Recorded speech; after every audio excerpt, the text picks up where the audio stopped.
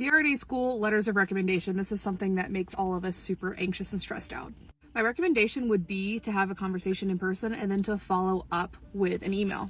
And anytime you're asking someone for something, open with the pleasantry sandwich. So you enter in with offering something that they want for you to do, like being a preceptor or being on a committee or doing Caudy Clasby audits, things like that. You can even do as a travel nurse if you're on the unit. So come and say, hey, I really enjoy working here.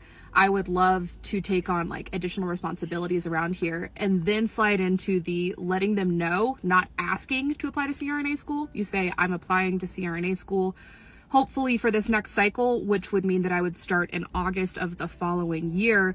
Would you be willing to fill out a reference for me? And then circle back with compliments about how they lead the team or how, like, just something pleasant. Anytime you're asking somebody in a position of leadership for something, a pleasantry sandwich. You either have like a hook, which is something you're doing something for them, you're offering something to them. You have the meat of what you're asking, and then you close with a pleasantry. You can do that in person and then follow up with an email. Following up with the email usually sends like the link.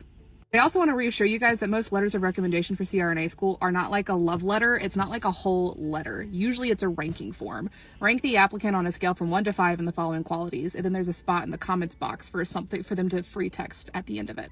I filled out letters of recommendation for people for my former mentees, and it took me like less than 5 minutes. It's not like a whole letter.